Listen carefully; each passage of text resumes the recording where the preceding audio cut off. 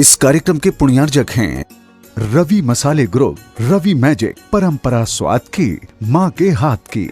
Distributors required, contact 9822844936, visit www.ravimasale.com। स्वर्गीय Shri doctor TC Kothari जी, स्वर्गीय श्रीमती लाद देवी कोठारी जी की पुण्य स्मृति में श्रीमान सीपी कोठारी, श्रीमती मंजू कोठारी, श्रीमान डीपी कोठारी, श्रीमती मंजुला कोठारी, श्रीमती अनीता कोठारी, श्रीमान सुनील कोठारी, श्रीमती सीमा कोठारी एवं समस्त कोठारी परिवार एवं Om Kothari group of companies management परिवार के सभी सदस्यगण दिल्ली, मुंबई, जयपुर, कोटा, स्वर्गीय श्री फूलचंद जी सेठी एवं स्वर्गीय श्रीमती लाडा देवी सेठी जी की पुण्य स्मृति में दीमापुर, कोलकाता, मुंबई निवासी श्री पवन कुमार जी सेठी, श्रीमती पाना देवी सेठी, विनय सेठी, शर्मिला सेठी, विकास सेठी, रीमा सेठी, विवेक सेठी, संध्या सेठी, विशाल सेठी, अनीता सेठी, रोहिल सेठी, मेघना सेठी, बबीता पाटनी, कैलाश पाटनी, वंदना जैन, संजय जैन, जागृति पाटनी, अरिहंत पाटनी, साहिल, प्रियांक, पलक, जयादित्य, रिशेल, कविश, दयुतित एवं समस्त सेठी परिवार। एरेक्स इंडस्ट्रीज लिमिटेड, अहमदाबाद।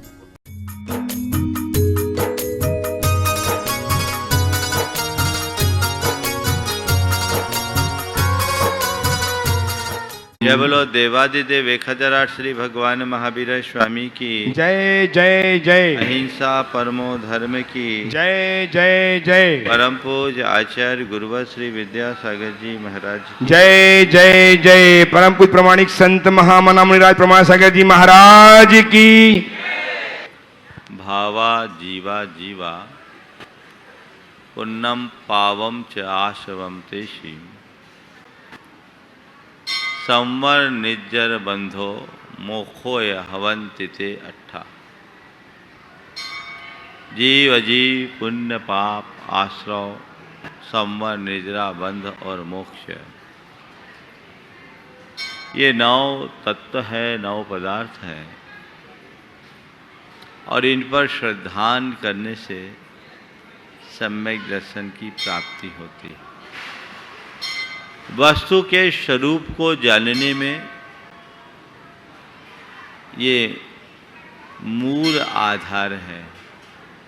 इनके संदर्भ में जाने बिना, इनका श्रद्धान किए बिना हम वस्तु स्वरूप से परिचित नहीं हो सकते और जब तक वस्तु स्वरूप का ज्ञान न हो तब तक जीवन का कल्याण नहीं। जीवन और जगत की जो व्यवस्थाएं हैं वो वैसी नहीं हैं जैसी हम देखते हैं, वो कुछ और है और हमें दिखती कुछ और है। हमें बाह्य जगत का विस्तार दिखता है लेकिन अंतर जगत की तरफ हमारा ध्यान कम जा पाता है। आचार्य कुंद कहते हैं, जब तक वस्तु स्वरूप को ठीक तरीके से नहीं समझते तब तक अपने जीवन का कल्याण कर पाना असंभव है। तो यदि अपना कल्याण करना चाहते हो तो इन्हें समझो। पुण्य और पाप, ये 2 शब्द ऐसे शब्द हैं जिनसे शायद ही कोई ऐसा व्यक्ति हो जो अपरिचित हो। सब जानते हैं पुण्य और पाप। पुण्य को अच्छा और पाप को बुरा मानने वाले लोग इस संसार में भरे पड़े, लेकिन यथार्थतः पुण्य और पाप के स्वरूप को और हमारे जीवन में उनकी भूमिका को जानने वाले लोग बहुत विरल हैं। कि पुण्य और पाप क्या है, इसे ठीक तरीके से समझे। पुण्य और पाप का धर्म के साथ क्या संबंध है, इसे हम ठीक रीति से जानें। पुण्य और पाप हमारे आध्यात्मिक और भौतिक जीवन में कितना सहायक और कितना बाधक है, इसे हम ठीक तरीके से जानें और किस प्रकार से हम पुण्य का अर्जन करते हुए पाप से बचते हुए अपने जीवन का पथ प्रशस्त कर सके, ये जानना बहुत जरूरी है। प्रायः लोग पुण्य को अच्छा और पाप को बुरा कह देते हैं। अच्छी क्रियाओं को लोग पुण्य निरूपित कर देते हैं, बुरी क्रियाओं को पाप बताते हैं। ये बात सही है, लेकिन यथार्थतः पुण्य क्या है, पाप क्या है, और पुण्य और पाप के संदर्भ में आचार्य कुंद का दृष्टिकोण क्या है, ये जानना बहुत जरूरी है।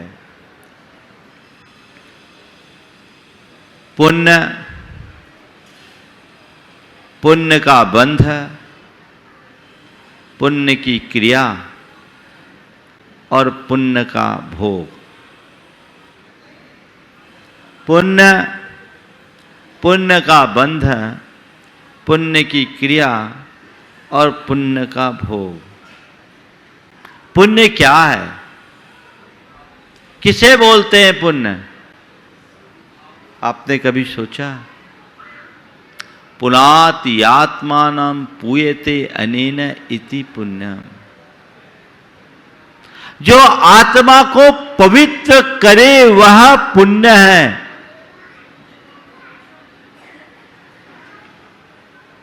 पुण्य तुम्हारी वो क्रिया मात्र नहीं है जो तुम करते हो। पुण्य वह है जो तुम्हारे आंतरिक पवित्रता का आधार हो। आचार्य यतिर्षभ ने पुण्य की व्याख्या करते हुए पुण्य को जीवन के लिए परम मंगल निरूपित किया है। तिलोपनति पुण्यम पूद पवित्रम बद्धम शिव कल्याण सुखम।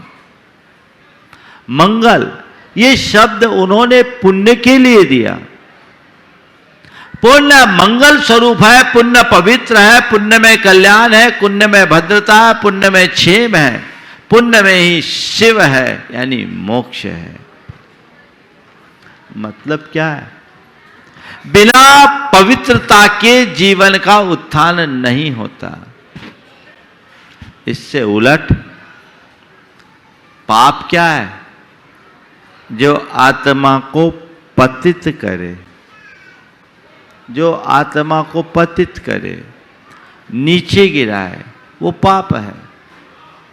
जो पवित्र करे वो पुण्य और जो पतित करे वो पाप। ये क्या है? हमारे अंदर के जो विशुद्ध भाव है, पवित्रता है, वो हमारे जीवन के पुण्य के आधार है, वो हमारी उन्नति के आधार है। और जो हमें नीचे गिराते हैं वो सब पतित करते हैं, पाप है, हमारे जीवन के लिए पतन का कारण है। अब जब हम पुण्य की बात करते हैं तो पुण्य भी हमें दो रूपों में दिखता है। एक भावात्मक रूप में और दूसरा क्रियात्मक रूप में। हमारे अंदर के जितने भी शुभ और पवित्र भाव हैं, ये सब भावात्मक पुण्य है। जैसे अंतरंग में क्षमा, करुणा, प्रेम, मैत्री, मृदुता, नम्रता, उदारता, ये जो भाव है, भक्ति, ये भाव है, ये क्या है? पुण्य का भावात्मक रूप है। और इस भाव के प्रभाव से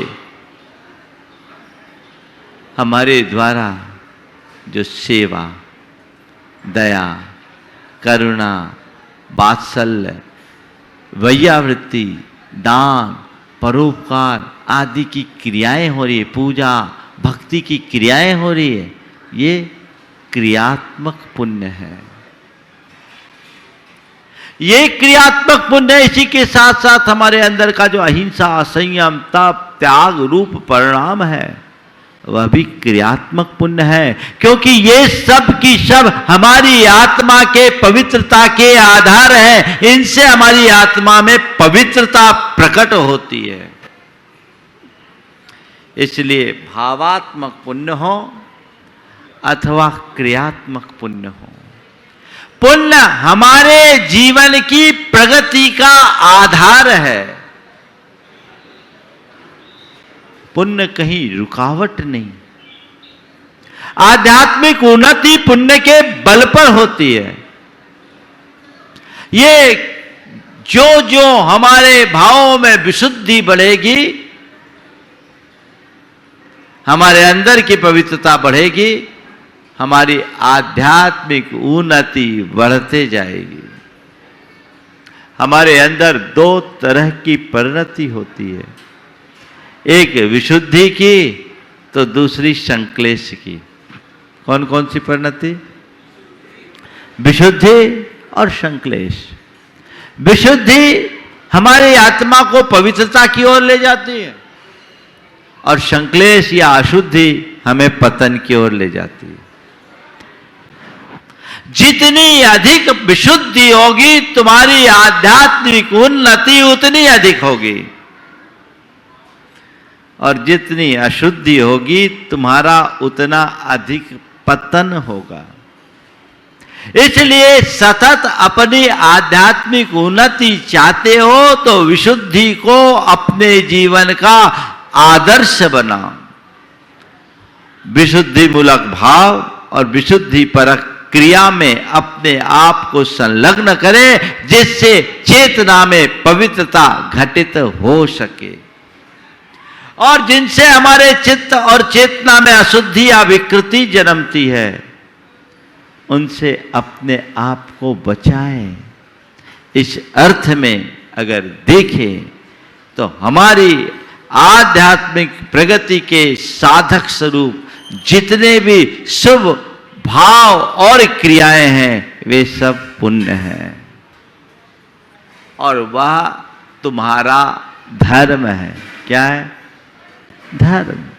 उसी में कल्याण है, उसके अभाव में कल्याण नहीं है। तो पुण्य क्या है? जो हमें पवित्र करे। आचार्यों ने तो पुण्य की व्याख्या करते हुए मूलाचार्य में कहा कि सम्यक दर्शन, ज्ञान और चरित्र से परिणत आत्मा ही पुण्य है। पुण्य पवित्रता का नाम है। आप धर्म का कार्य करते हैं, किस लिए करते हैं? किस लिए करते हैं? महाराज, पुण्य कमाने के लिए करते हैं, है ना? इसका मतलब क्या? हमारी एक ऐसी अवधारणा है कि पुण्य एक ऐसा तत्व है जो हमें भौतिक रूप से समृद्ध और समर्थ बनाता है, जिसकी उपलब्धि के बाद हमारे जीवन का निर्वाह सरल हो जाता है ना? लेकिन संत कहते हैं ये पुण्य का एक रूप है, यही पुण्य नहीं। भौतिक समृद्धि प्रदान करने वाला पुण्य एक है, यथार्थ पुण्य तो आध्यात्मिक उन्नति करने वाला है। कदाचित भौतिक उपलब्धियां कर भी लो तो वो पुण्य तुम्हारे लिए प्रगति कराने की जगह डुबा भी सकता है, लेकिन आध्यात्मिक उन्नति करने की दिशा में किया गया पुण्य तुम्हारी चेतना का उत्थान ही करेगा, पतन नहीं। वो क्या है? अवधारणा बदलिए। मैं अक्सर कहता हूं, पुण्य कमाने के लिए धर्म मत करें। पुण्य कमाने के लिए धर्म मत करें, जीवन को पुण्य बनाने के लिए धर्म करें। आप किस लिए धर्म कर रहे हो? सम्मेद शिखर आए हो, किस लिए आए हो? पुण्य कमाने के लिए, है ना? निश्चित। अगर जीवन को पुण्य बनाने का प्रयोजन रखोगे तो न केवल पुण्य कमाओगे अपितु अपने पाप को भी मिटा पाओगे, और जीवन को पुण्य बनाने के प्रयोजन को भूलकर केवल बाहर की समृद्धि पाने की कामना से पुण्य करोगे तो हो सकता है किंचित पुण्य कमा लो, लेकिन उस पुण्य को भोगने में तुम न जाने कितना पाप अपने ऊपर लाद लोगे। वहां बचना है।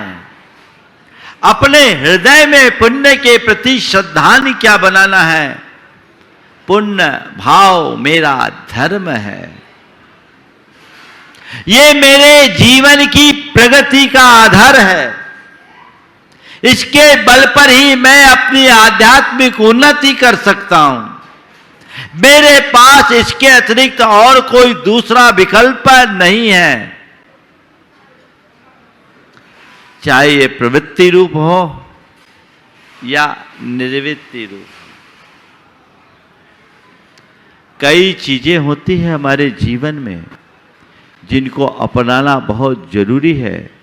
जो लोग इन बातों को नहीं समझ पाते वे ये कह देते कि जैन धर्म की विशेषता है कि पुण्य और पाप दोनों को समान माना जाता है और पाप की तरह पुण्य को भी हे कहा जाता है।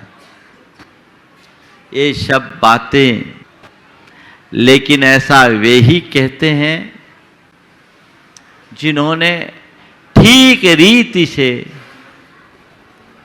धर्म के मर्म को नहीं समझा है, आचार्य कुंद कुंद के हार्द को नहीं जाना।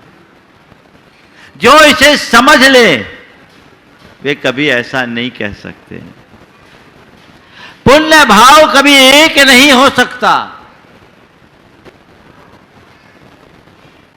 दया, करुणा, प्रेम, विनम्रता, नम्रता, मृदुता आदि सद्भाव जीवन की उन्नति के आधार है या अवनति के? और काम, क्रोध, लोभ, मोह, अहंकार जीवन के पतन के कारण है या उत्थान के? तो मैं पूछता हूं, हिंसा, क्रूरता और दया क्या दोनों समान है? काम, क्रोध और क्षमा, संयम, शील बराबर है? अहंकार और नम्रता क्या एक समान है? लोभ और संतोष क्या एक समान है? दोनों में जमीन आसमान का अंतर है। ये दोनों हमारे अंदर के भावात्मक परिणाम हैं। ये परिणाम प्रवृत्ति में भी है पुण्य का और निर्वृत्ति में भी है। जब हम दया, करुणा, सेवा, परोपकार आदि कार्य करते हैं, भक्ति आदि कार्य करते हैं, प्रवृत्ति दिखती है। लेकिन जब अहिंसा, संयम और तप आदि ध्यान करते हैं तो वो निर्वृत्ति की ओर है। दोनों हमारी प्रगति के आधार है, शुभ भाव है और शुभ भाव से पुण्य का सृजन होता है, ऐसा आचार्य कुंद कुंद कहते हैं। अशुभ भाव से पाप और शुभ भाव से पुण्य बंधता है।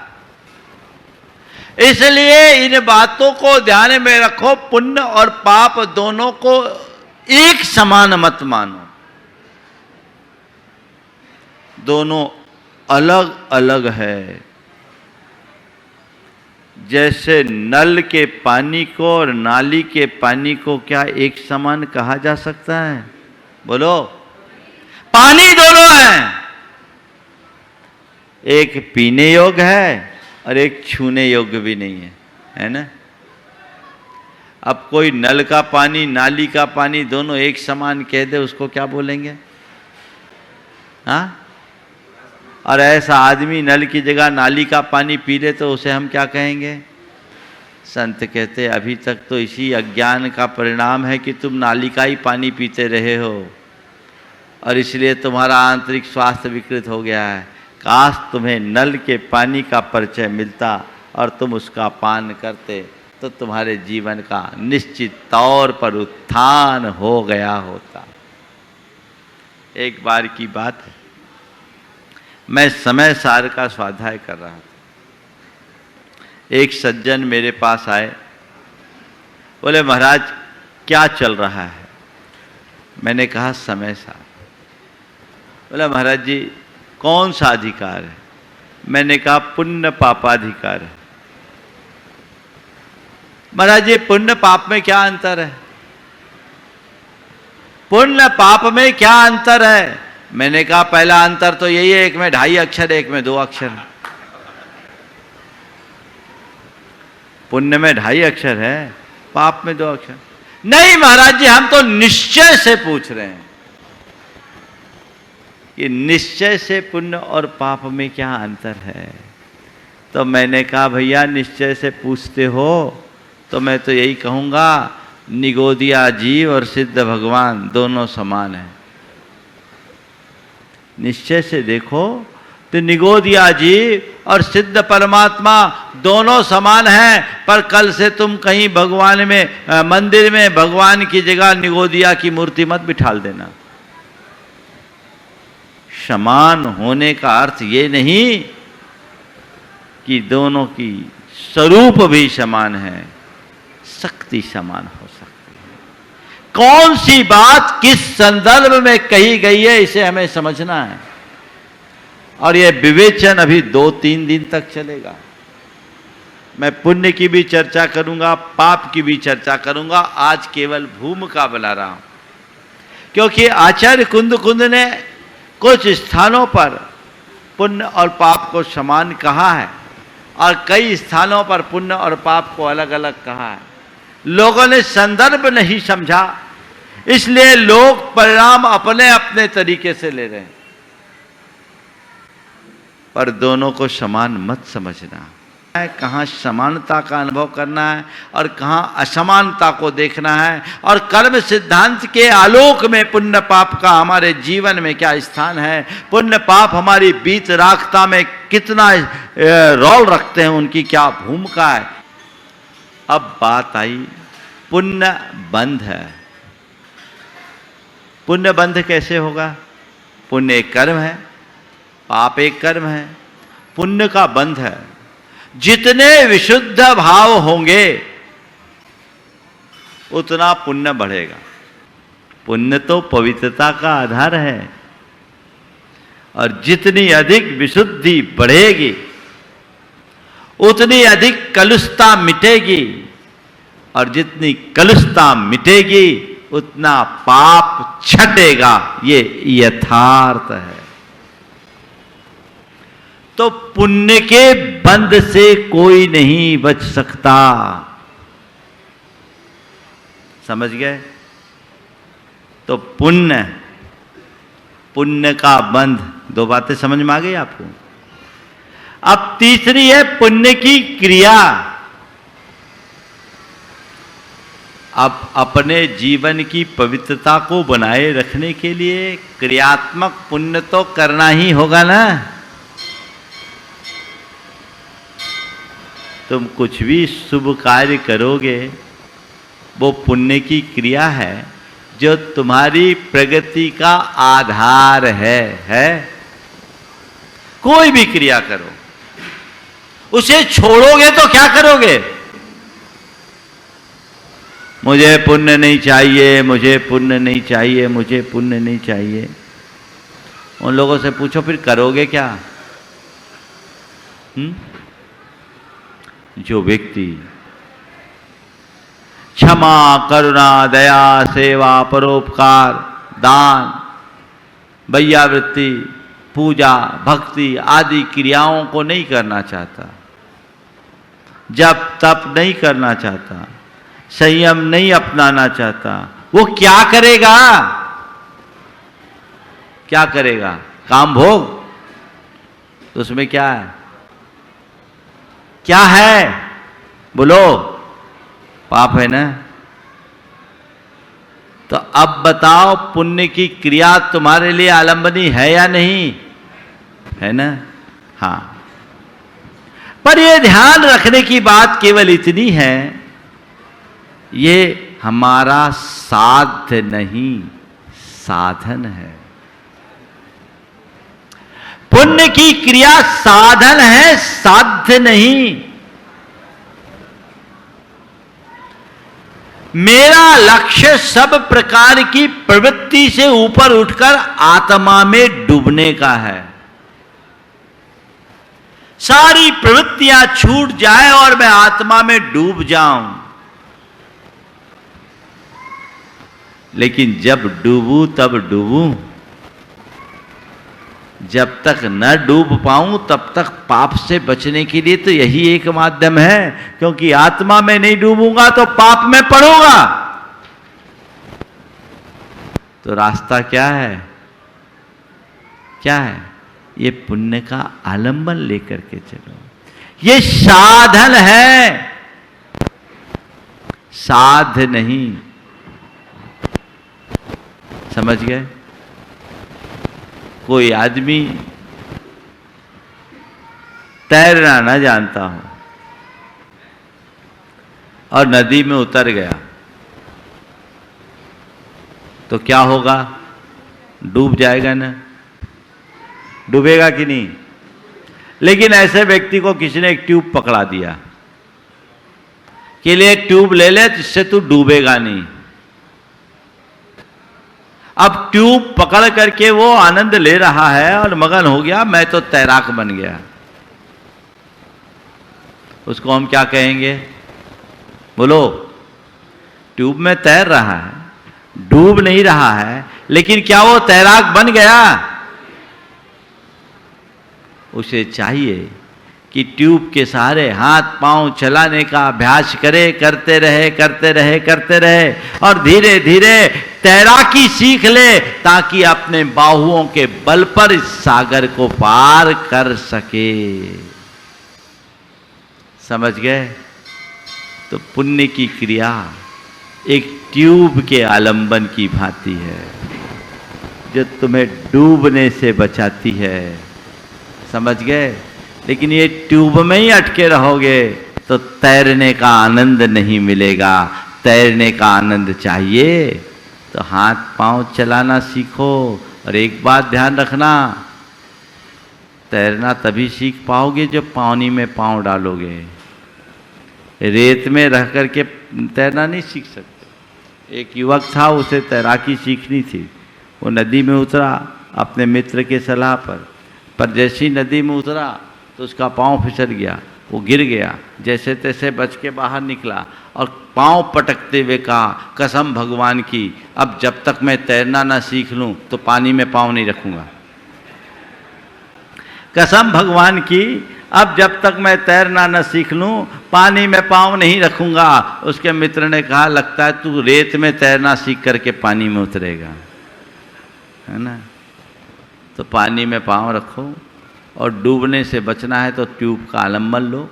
धीरे धीरे ट्यूब के बल पर तैरते तैरते तैरते तैरते अपने आप को इतना समर्थ बना लो कि बिना ट्यूब के भी तुम तैर सको और इस भव सागर से पार उतर सको।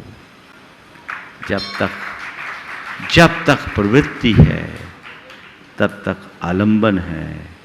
जब पूर्ण निर्वृत्ति तो कोई आलंबन नहीं। उस समय इच्छा विरती है।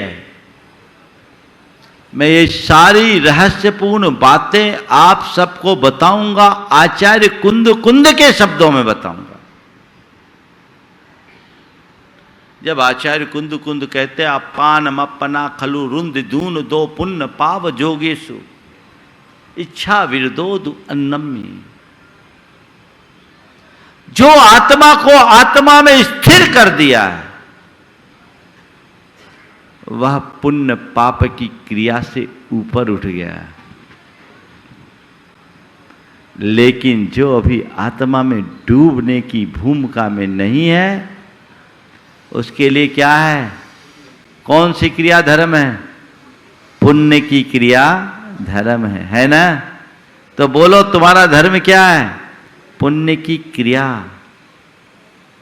ये साधन है, लक्ष्य पुण्य है। कौन सा पुण्य? भाव पुण्य, पवित्रता को उत्पन्न करने वाला पुण्य। समझ गए? अब चौथी बात है पुण्य का फल, जिसकी वांछा आप सब लोग करते हैं। क्या फल चाहते हो आप लोग पुण्य का? है ना? आपकी नजर में पुण्य का फल क्या है? थोड़ा ये बताओ, क्या है तुम्हारी नजर में पुण्य का फल? महाराज ठाट बाट पुण्य का फल भौतिक समृद्धि पुण्य का फल, नाम यश पुण्य का फल। अरे महाराज जलवा है पुण्य का फल, है ना? हाँ, पेट और पेटी दोनों भरा रहे, ये पुण्य का फल है ना? ये फल हमारा साध्य नहीं होना चाहिए। हमारी मूलभूत अवधारणा ही यहां गलत गड़बड़ाई हुई है। हमने उस पुण्य को महत्व दिया जो हमें बाहर से मजबूत बनाता है। हमने उस पुण्य को कभी महत्व नहीं दिया जो हमें भीतर से बलवान बनाता हो, जो भीतर से समृद्ध बनाता हो। तुम्हारी आध्यात्मिक पवित्रता ही तुम्हें अंदर से समृद्ध बनाएगी। बाहर की समृद्धि नहीं है। और ध्यान रखना, पुण्य तो मिला, अब पुण्य का फल तुमने पा लिया। अच्छा शरीर, अच्छी बुद्धि, अच्छा स्वास्थ्य, धन, संपन्नता, यश, वैभव, नाम, प्रतिष्ठा, धाम, जलवा सब पा लिया। पाया? पुण्य का फल है। कर क्या रहे हो? इसके उपयोग पर निर्भर है। पुण्य के फल को आप किस रूप में भोग रहे हो? आप भी पुण्य का फल भोग रहे हो, पुण्य का फल हम भी भोग रहे हैं। ऐसा मत समझना कि ठाट बाट पाना पुण्य का फल है। तो तुम तो ठाट बाट वाले हो, हम तो फुटपाथ पे हैं, हमारा पुण्य नहीं है क्या? बोलो। जिसे तुम पुण्य का फल मानते हो उसमें से एक भी मेरे पास नहीं है क्या? बोलो। तुम लोग जिसको पुण्य का फल मानते हो उसमें ऐसा कौन सी चीज है जो हमारे पास है? बताओ। कुछ भी नहीं है ना? तो मानोगे हम पुण्यहीन हैं? मान लो। क्यों नहीं मान रहे भैया? बताओ क्या हुआ? समझ में आ रही है बात? बहुत गहरी है, समझने की है। पुण्य तुम्हारे पास भी है, पुण्य हमारे पास भी है, पर तुम क्या कर रहे हो? पुण्य के फल को भोग रहे हो और हमने पुण्य के फल को त्यागा है। पुण्य के फल स्वरूप मेरे साथ पुण्य का फल मिला, अच्छा शरीर मिला, समर्थ इंद्रियां मिली, अच्छी बुद्धि मिली, अच्छा स्वास्थ्य मिला, पर मैं इन सब संयोगों को पाकर के क्या कर रहा हूं? इसका प्रयोग संयम में कर रहा हूं, तप में कर रहा हूं, त्याग में कर रहा हूं, परोपकार में कर रहा हूं, स्वपर के हित और उद्धार में कर रहा हूं, अपने आत्मा के कल्याण में कर रहा हूं। ये एक पुण्य का उपयोग है। और एक के पास पुण्य है, अच्छा शरीर है, मौज मस्ती कर रहा है, धन पैसा है, घूमने फिरने में लग रहा है, सुरा सुंदरी में जा रहा है, विषय भोगों में रत हो रहा है। तो अब बोलो वो क्या कर रहा है?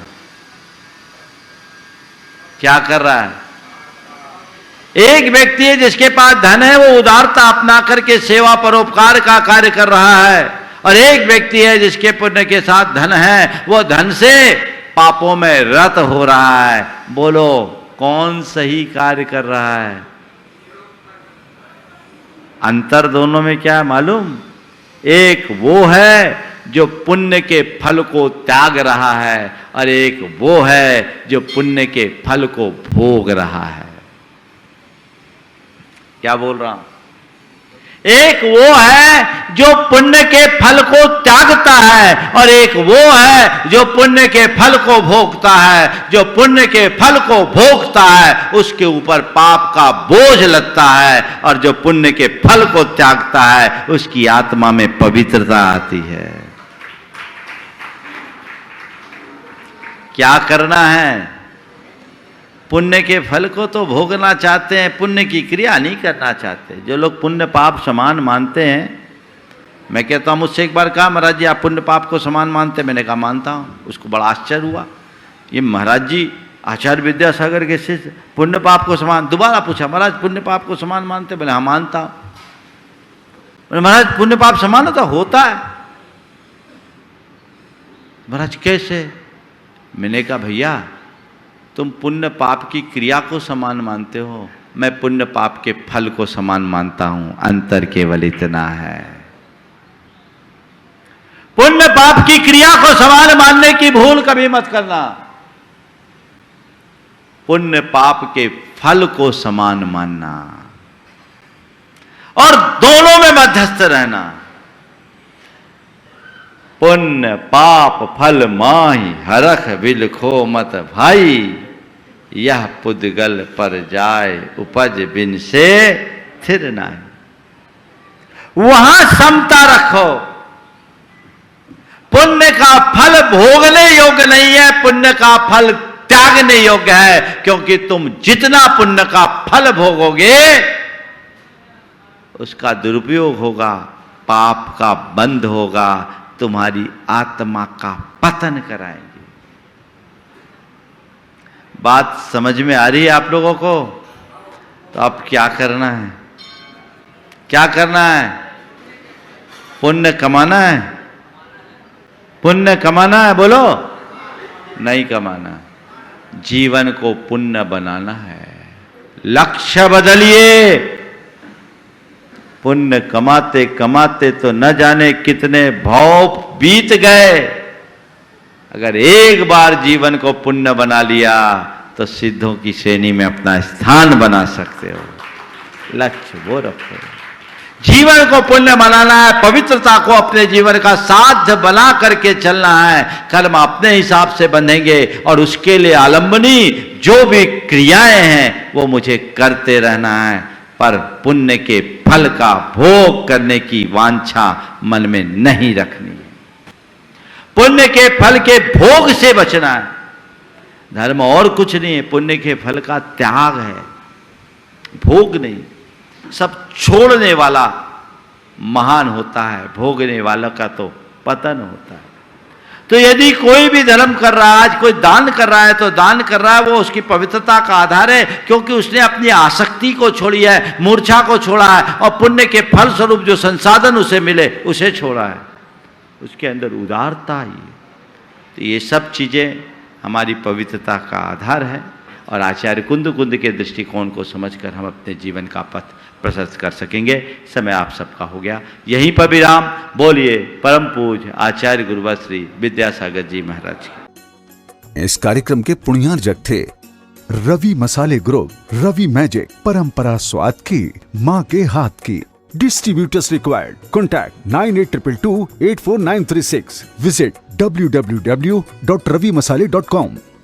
स्वर्गीय श्री डॉक्टर टीसी कोठारी जी, स्वर्गीय श्रीमती लाद देवी कोठारी जी की पुण्य स्मृति में श्रीमान सीपी कोठारी, श्रीमती मंजू कोठारी, श्रीमान डीपी कोठारी, श्रीमती मंजुला कोठारी, श्रीमती अनीता कोठारी, श्रीमान सुनील कोठारी, श्रीमती सीमा कोठारी एवं समस्त कोठारी परिवार एवं Om Kothari group of companies management परिवार के सभी सदस्यगण दिल्ली, मुंबई, जयपुर, कोटा, स्वर्गीय श्री फूलचंद जी सेठी एवं स्वर्गीय श्रीमती लाडा देवी सेठी जी की पुण्य स्मृति में दीमापुर, कोलकाता, मुंबई निवासी श्री पवन कुमार जी सेठी, श्रीमती पाना देवी सेठी, विनय सेठी, शर्मिला सेठी, विकास सेठी, रीमा सेठी, विवेक सेठी, संध्या सेठी, विशाल सेठी, अनीता सेठी, रोहिल सेठी, मेघना सेठी, बबीता पाटनी, कैलाश पाटनी, वंदना जैन, संजय जैन, जागृति पाटनी, अरिहंत पाटनी, साहिल, प्रियांक, पलक,